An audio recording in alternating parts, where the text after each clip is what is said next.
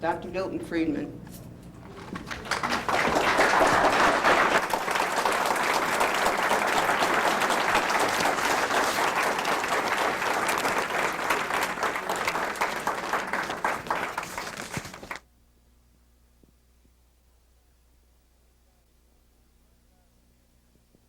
I am very glad indeed to be here with you to talk about this problem, because there is no place in the country where the problem of how to put learning back in the classroom is more important than in this particular area of New York.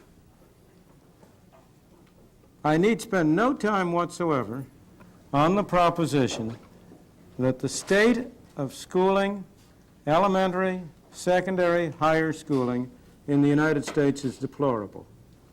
That evidence is available for all of us to see. It is a conclusion that all of us recognize and are aware of. At the lower levels, we have seen problems arise, particularly in the major cities and particularly in the inner cities. We have seen problems of discipline, problems of schools becoming places for keeping people rather than for schooling and educating people. Throughout the country, SAT scores, college board scores have been going down for some 15 or 20 years. At every level, we have a deplorable state of our present educational system. And as I say, I need spend very little time over the fact that it is a problem about which we should be very much aware and about which it is essential to try to do something. There are two fundamental questions. The first is why? What has happened? Why is it that education in the United States today is in so deplorable a state? And of course, the second question is, what can we do about it? Is there some way in which, by taking thought and acting, we can turn the direction of movement around? Instead of the problem getting worse and worse and worse, we can turn it around and get it better and better and better. I want to direct my attention first to the question of why. Why are we in this spot? And then I want to turn to the question of what we can do about it. In my opinion, there are two fundamental reasons why the problems that have developed in schooling are what they are and have developed the way they have. The one reason, the immediate reason, the reason that we can all see, is the increasing centralization and bureaucratization of schooling. Education has increasingly become centralized, has increasingly moved away from the control of the local community to the control of broader and broader communities. It has moved away from control of the parents to control by educational administrators. Now, there's nothing wrong with educational administrators. They are fine people. Indeed, some of my best friends are educational administrators. So I have no prejudice against them.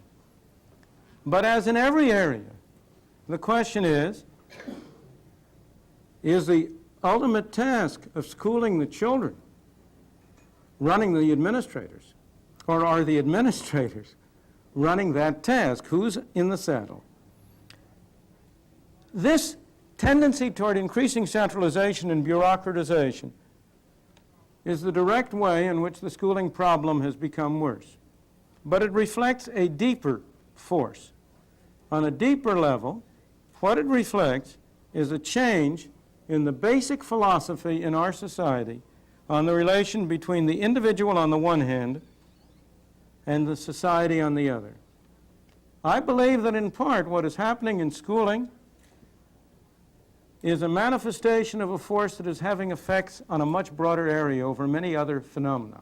And I want to come in discussing more fully the reasons for the deplorable state of public education to how this change in basic philosophy is related to the problem of schooling in particular. Let me start on a very much broader level. There's a British physician by the name of Dr. Max Gammon who spent the past 5 years studying the British health system, the nationalized medicine in Britain. And on the basis of his study, he formulated a theory which he calls the theory of bureaucratic displacement. Now, this theory is really an extension of the famous law by F. Northcote Parkinson the historian. Some of you may remember that he's written a number of books that are supposedly humorous but are really very serious.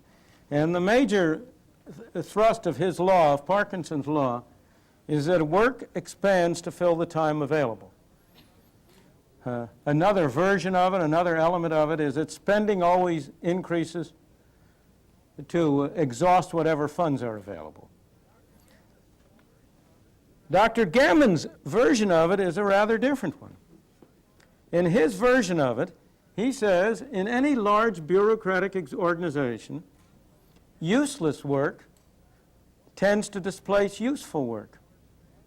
The more bureaucratic an organization is, the larger the fraction of the people who are spending their time on shuffling papers, and the fewer the people who are producing useful things. Input goes up, and output goes down. Now, Dr. Gammon developed this on the basis of the British medical system. He showed in the British health system that the number of people employed in the system was going up, and the number of hospital days of beds occupied was going down. But the U.S. education system gives an even better illustration of that tendency. The evidence is really striking.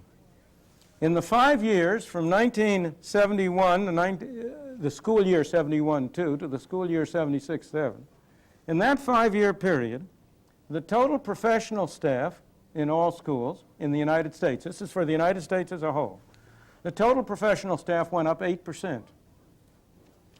The cost per pupil went up 68%. Now, much of that was due to inflation. But even if you take out the inflation effect, the cost per pupil went up 21%. So input went up. More people, more money. What about output?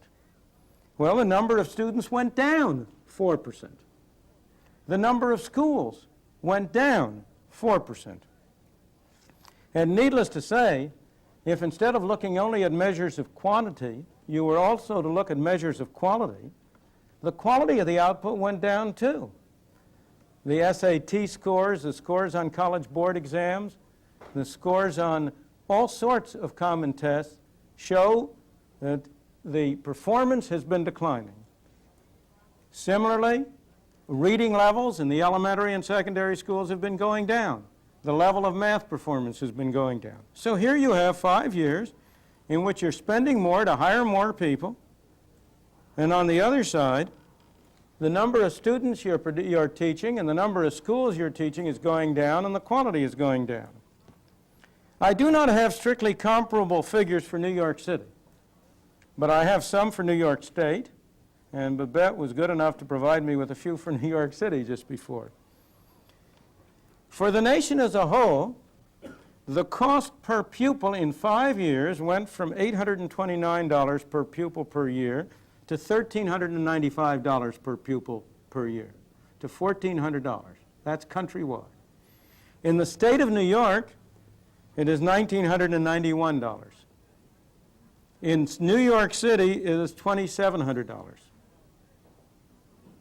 And I think that nobody would show any surprise that the higher the expenditure per pupil, the lower has been the quality of teaching per pupil. So even these comparisons across states in the country tend to suggest what an important addition to our scientific knowledge Dr. Gannon has produced in his law of bureaucratic displacement. I may say that the costs in New York State are the highest in the nation, except only for Alaska. And the reason costs are higher in Alaska, of course, is very clear. It has nothing to do with the same kinds of problems. It's just that all the costs in Alaska are higher, that all the wages, prices, and everything are much higher because of the distance and the cost of getting stuff there. But after Alaska, New York is the highest.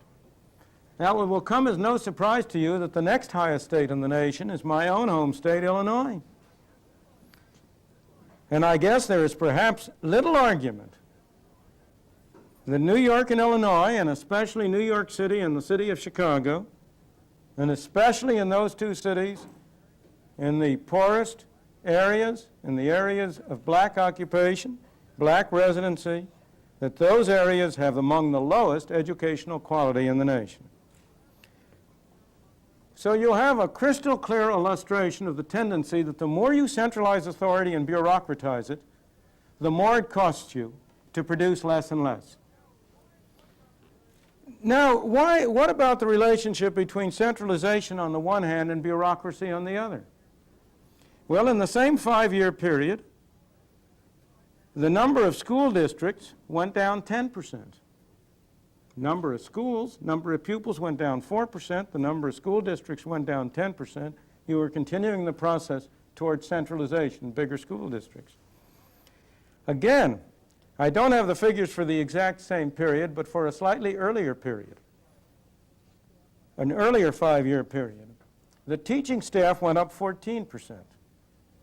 But the supervisors went up 44%. This is exactly what Dr. Gammon found for the British Medical Service. As the total number of personnel expanded, the group that expanded most rapidly were the bureaucratic supervisors, organizers, and the like. And now the question is, why is it? Why should increasing centralization, increasing bureaucratization have the effect of increasing input and reducing output? Why should it have that effect? Here, in many other ways, we all have the hope and belief that, after all, if you're big, you're efficient, that mass production reduces costs, increases output. Why in this area should centralization and bureaucratization have the opposite effect? Well, the answer is very clear. In the other areas, you have a consumer and you have a producer. Other enterprises can get bigger only as they can produce a product more cheaply. They can attract somebody to buy it. The only way you can get a big company is by producing goods that you can sell. But in the case of schooling, that isn't the situation. The consumer is the parent and the child. The producer is the teacher and the school administrator. And unfortunately, from the point of view of quality and efficiency, centralization in this area reduces the impact of the consumer on the producer. If you're dealing with a small local area, even in a school system in which there is no direct payment for schooling, in which it is financed by the government through taxes, even in that, if you deal with a small local area, there's a good deal of interconnection between the local parents and the local teachers. The parents can have a good deal of input. The more you broaden the area of control, the more difficult it is for the parent to have much of an input. So the effect of centralization has been to put the producer in the charge and in the saddle, and to reduce the feedback from the consumer. What you do is take the control out of the hands of the parents and put control in the hands of the professional educator. In New York City, as you all realize, what you do is take control out of the hands of the parents and put it in the hands of Albert Shanker. Now again, Mr. Shanker may be an excellent person. I don't know him. I've never met him. I have no quarrel with him as an individual. But his objectives are not the same as the objectives of the parents. He is serving a different clientele. He isn't getting his income and his power by satisfying the parents.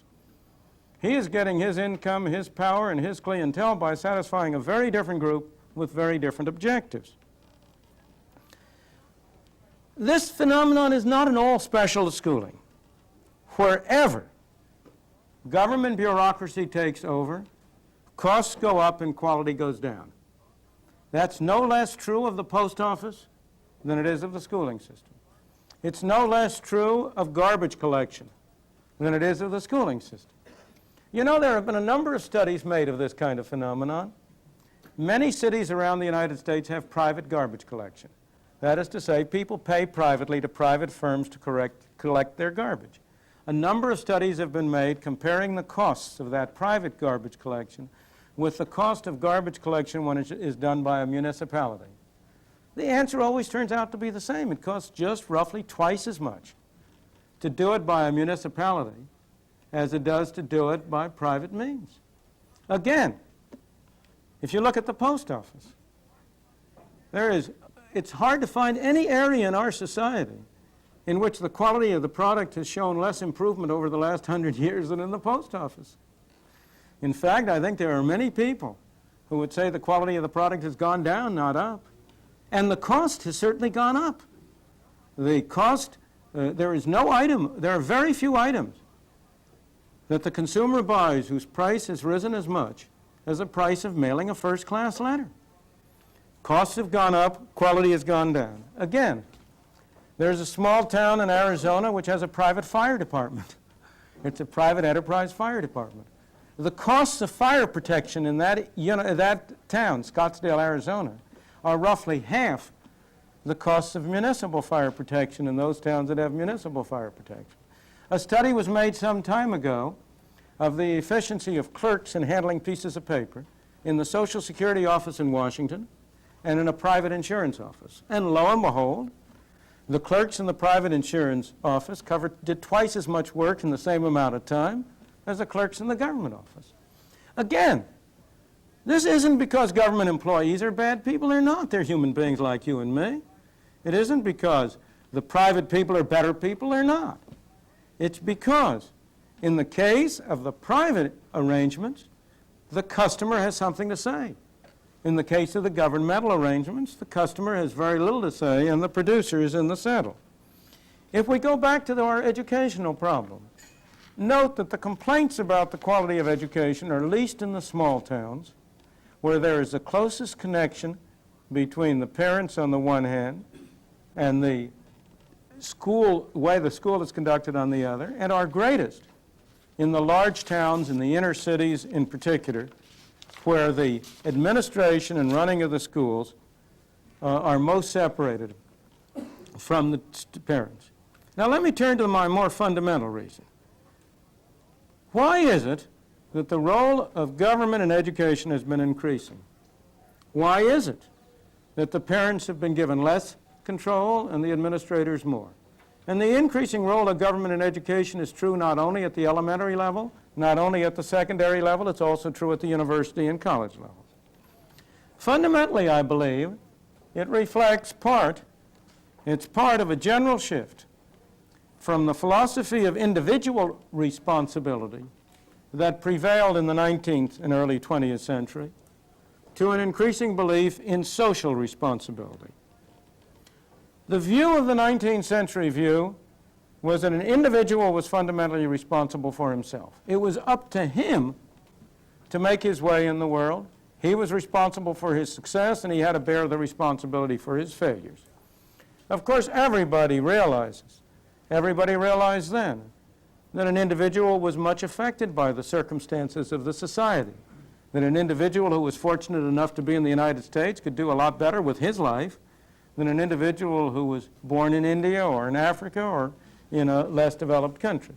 So this wasn't to say that society didn't matter, but it was to say that the function of government and of the social setting was to provide the individual with the maximum opportunity to express his own values, to develop his own capacities in accordance with his own values, own beliefs. The modern view is very different. The modern view has become, I shouldn't say has become, became, because I think it's now changing. But the modern view became that after all, an individual was an innocent puppet pushed one way or another by the social forces that impinged on him. That you couldn't blame an individual for anything, that wasn't his fault. It was society that was responsible. That the ultimate unit of our society was a collectivity rather than the individual. That you had social responsibility, not individual responsibility. And this was associated with a view that there were experts, people who knew what was good for people better than they did for themselves. That after all, you couldn't let an individual decide what he was going to do because he might make the wrong choice. And it was up to those of us who were in the elite class, who knew more about what was right, who had the proper social point of view, not to dictate to the individual, of course, but to guide him in the right direction, to make sure that he did what was good for himself. And that tendency has manifested itself very strongly in our school systems. In the 19th century, the schools, even in crowded cities and in urban cities, might not have been affluent. They might not have had the best facilities, but they had an atmosphere in which the individual was made responsible for his own development and own learning, and he was given an opportunity to learn and develop. And that was a concept. In the 20th century, the concept has been that the schools are an expression of society's values and interests and should be imposed upon the child, and that the child should be made to do what's good for him, and that the major problem in schooling was to get the child out of the hands of his ignorant and not very sophisticated parents and put the child in the hands of the sophisticated and knowledgeable educational experts who could guide him along the correct way. Similarly, if you look at the very simple problem of discipline, if you look at the very simple problem of physical destruction, if I have a philosophy that everything belongs to society, and that if something bad happens to me, that's not my fault, that's because this bad society did it to me, then the whole concept of property loses its role. Why shouldn't I steal? Why shouldn't I destroy property? After all, it's nobody's. It belongs to everybody, so it belongs to nobody. It's society's. And moreover, the fact that I happen to be accidental, happen to be in a lower income group or in a deprived social group or in a discriminated against racial group, that's the malevolence of other people. It's not my fault, and I have every right to get back at them. So that the whole concept of social responsibility, the whole reduction in the sense of individual responsibility, tends to denigrate the respect which the individual has for himself. It tends to remove from the individual his own feeling of importance and significance. It tends to convert him into an atom who is being moved about by other forces on the one side, and on the other side, it tends to promote in another group a sense of controlling people rather than assisting them.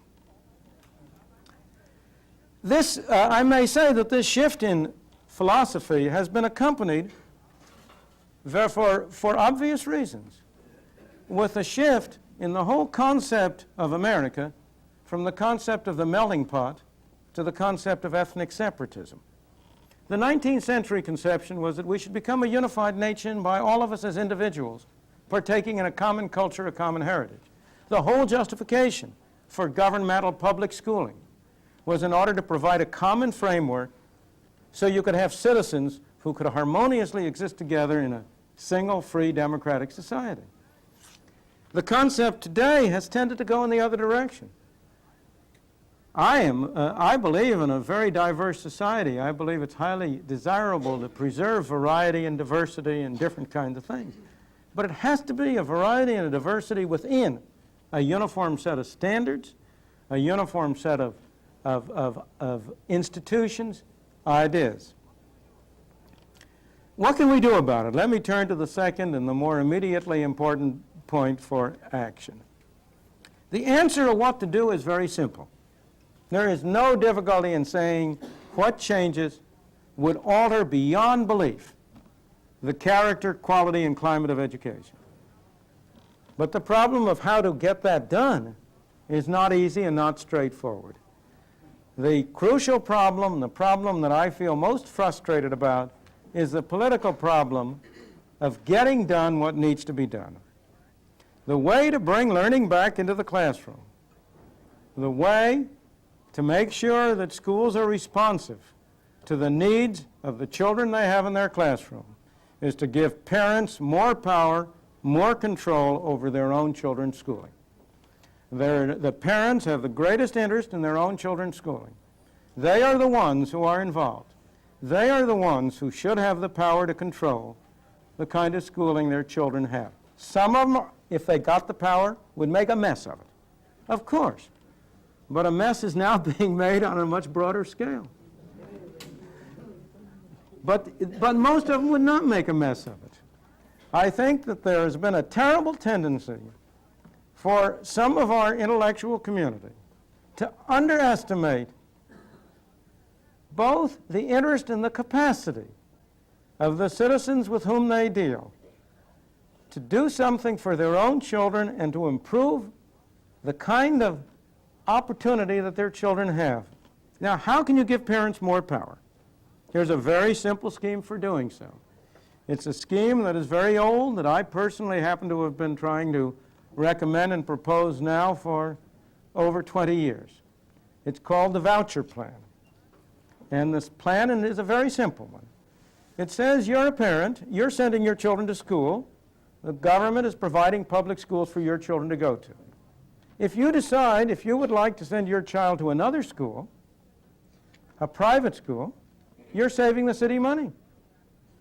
The city doesn't have to spend, the city of New York today doesn't have to spend $2,728 per pupil to school those children who are going to non-public schools.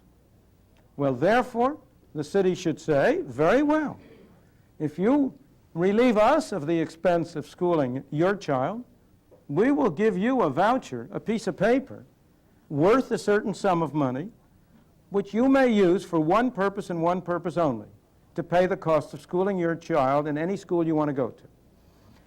Now, I say the city of New York would save $2,728, but I want to make this proposal attractive to everybody, and I think it would be very attractive to parents if instead of their getting a voucher for $2,728, they were to get a voucher for $2,000 or $1,500 or $1,000.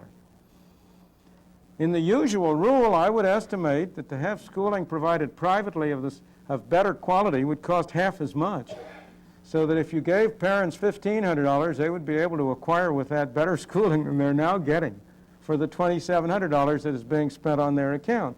Well, then the voucher scheme would say, any parent who chooses to send his child to a school other than the governmental public school is entitled to a voucher which he can use for the payment of tuition and costs at that school. It's exactly the same principle that was applied after World War II and much more recently in the so-called GI Bill for returning veterans. They chose their school.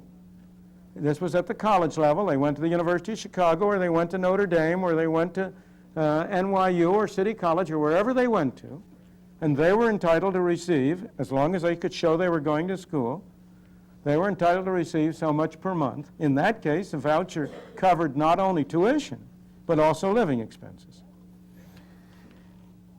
That's in its simplest form the idea of the voucher plan.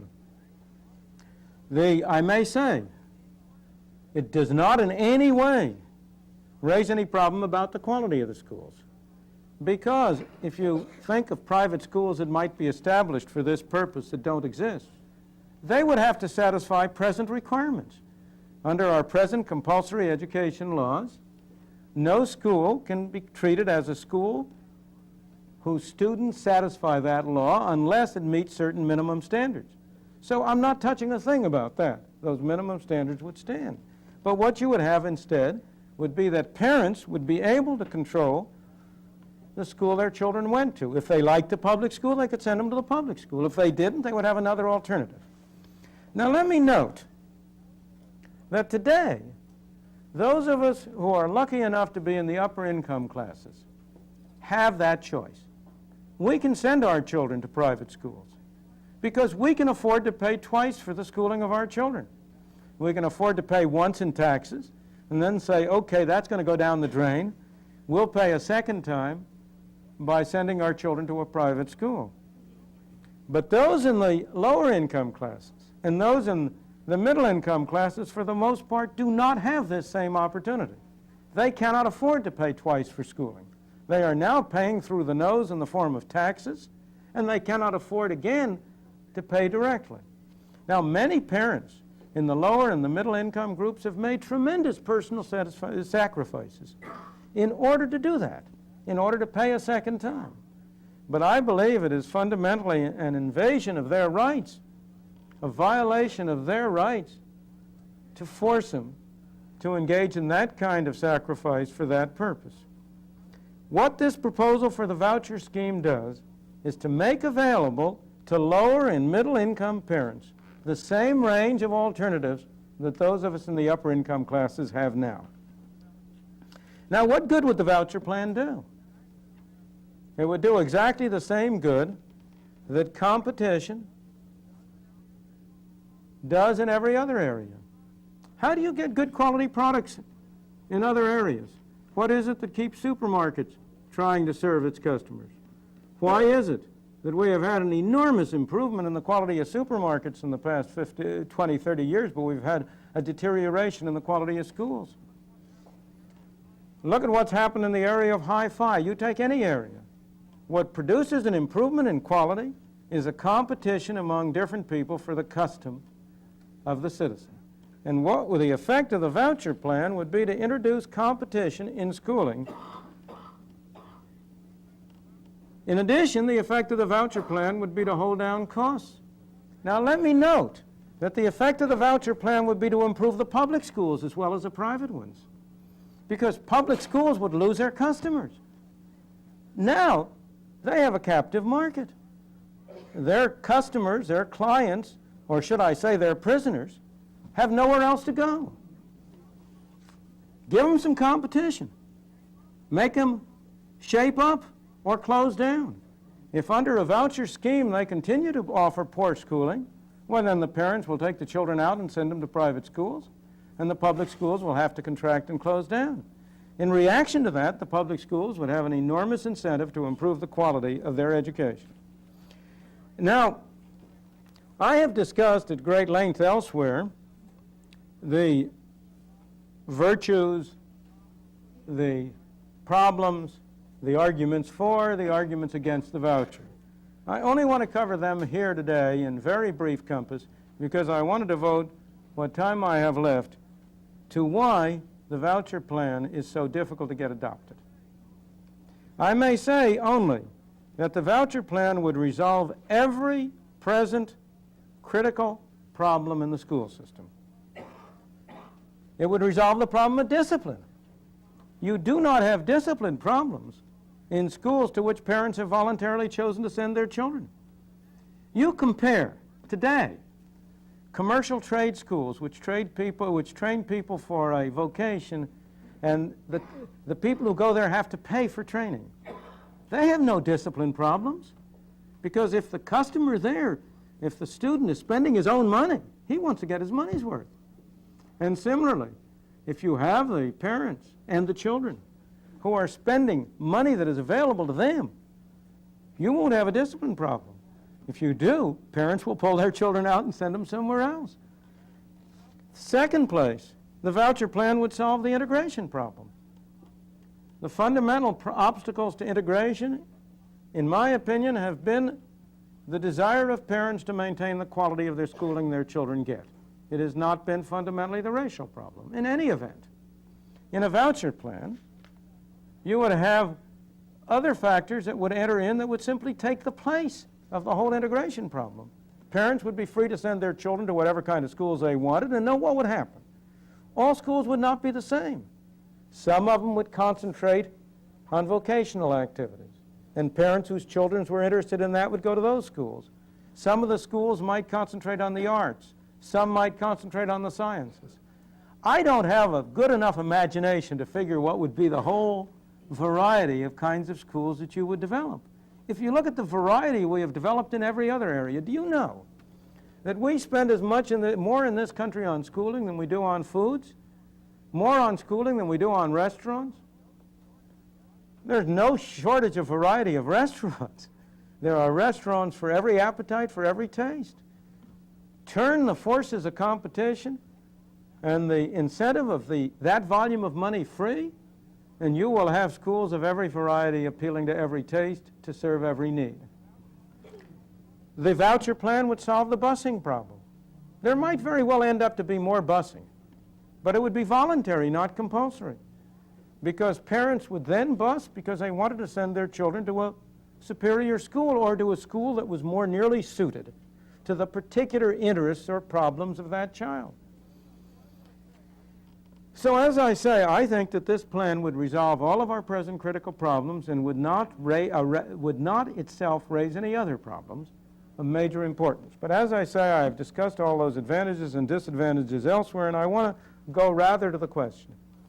If the voucher plan is so attractive, why hasn't it been adopted? What stopped it?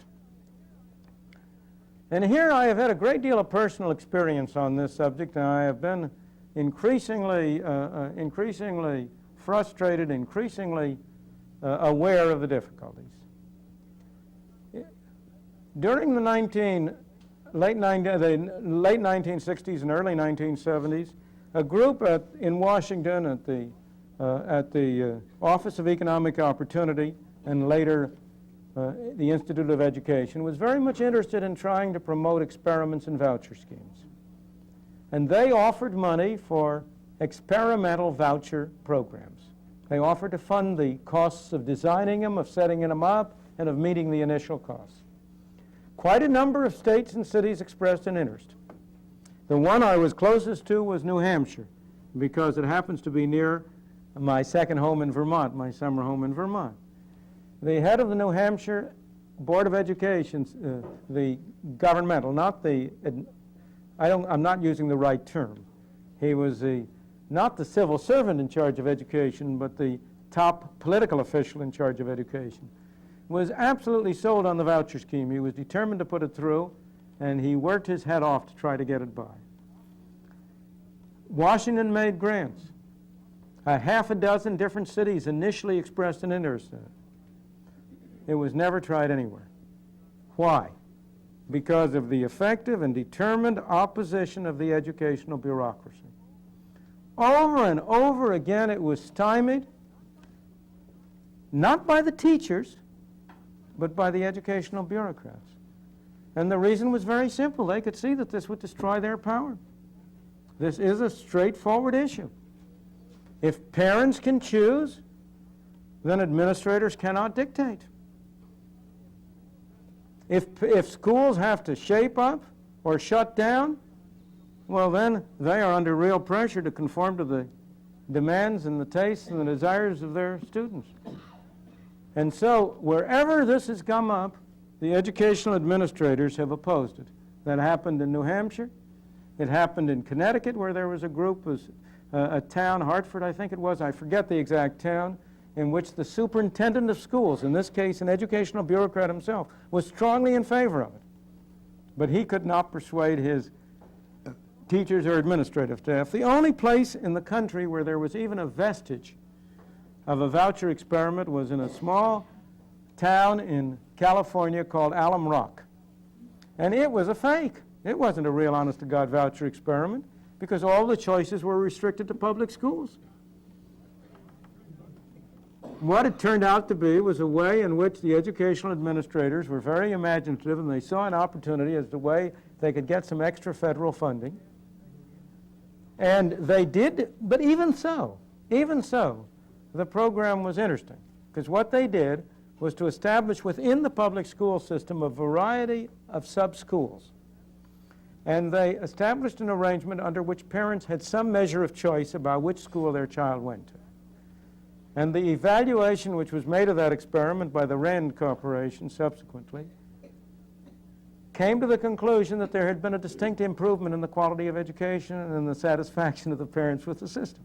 So it was a very tortured experiment, but the results were in the right direction.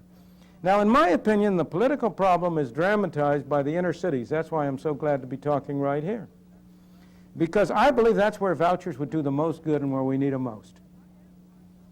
If I ask myself in what respect are blacks, and especially poor blacks, most discriminated against? What are they most, how are they most deprived? Anybody who lives here in Harlem can buy the same automobile as somebody who lives out in the country if he has some money to pay for it. But he can't get the same kind of schooling. There is no doubt that the respect in which he's worst off is in the kind of schooling he can get for his child. The better off can do fine. They can move out to suburbs where they have the equivalent of private schools. They can send their children to private schools. But the poor people, the people who are stuck in the inner city areas, They have no choice. And they get a very, very low quality of schooling.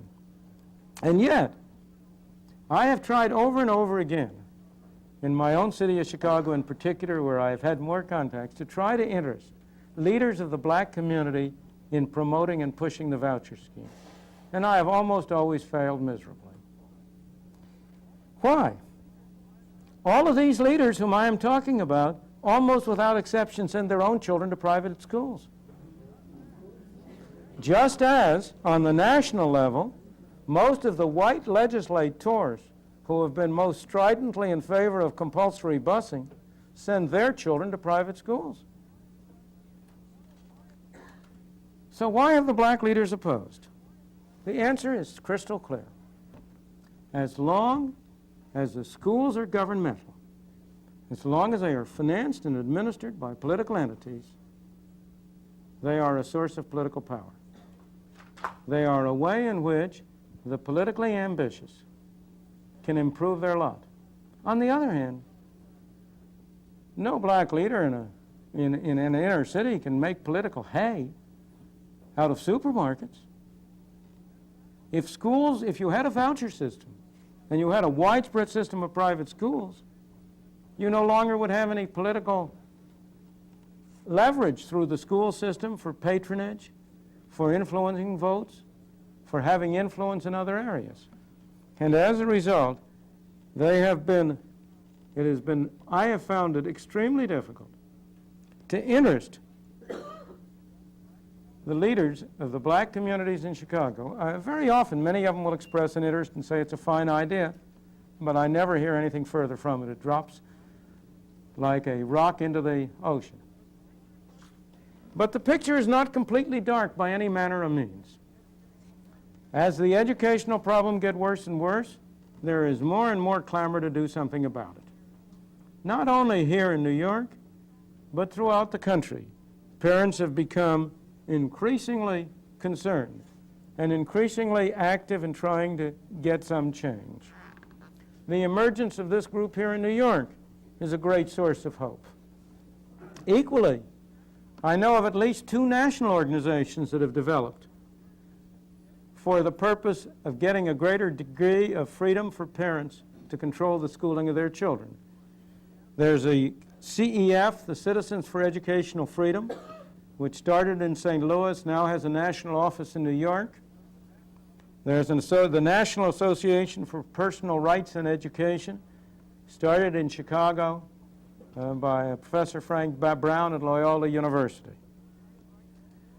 There is right at this moment a bill before the Illinois legislature proposing the equivalent of vouchers in schooling in the state of Illinois. The people who are promoting that think they have not necessarily a chance of getting it passed this year, but a good chance of getting it out of the committee and onto the floor and at least under consideration. The CEF group, the Citizens for Educational Freedom, are planning a campaign, a petition campaign in the state of Michigan to try to get a constitutional amendment which would mandate the use of vouchers in schooling on the ballot for next year's election. I don't say that'll happen, and I don't say that if it's on the ballot it'll get passed. It will not. We know the problem. We had an experience along that line in Michigan last year with another amendment. This was an amendment which attempted to set a limit on total spending by the state of Michigan as a percentage of the income of the people of Michigan to hold down the continued tendency for the state expenditures to grow. Who do you suppose ended up beating that? It was the Michigan Educational Association. The Michigan Educational Association, a month, 2 months before the election, straw votes were showing a 2-to-1 majority in favor of the amendment. In the last 2 or 3 weeks of the campaign, the Michigan Educational Association threw $500,000 roughly into the campaign, a sum which was 4 or 5 times as large as the whole amount of money which the proponents of the bill had spent. And they conducted a media blitz in newspaper and radio and television. and ended up defeating the proposal by 54 to 46, I think it was. Well, I have no doubt that if the proponents of this manage to get enough signatures to put on the ballot an amendment mandating a voucher, you will have exactly the same kind of event over again. The Michigan Educational Association will fight it tooth and nail. So I do not mean to say that the road is easy, but I only say that first, we know what the right thing to do is. And second, there is support for it. There are people who are interested in this. There are possibilities of moving in this direction. And it is the most promising direction. It is the only way I can see that we have a hope of turning around the trend that has been going on. So I say to you, go to it, parents. You have everything to gain for your children. Thank you.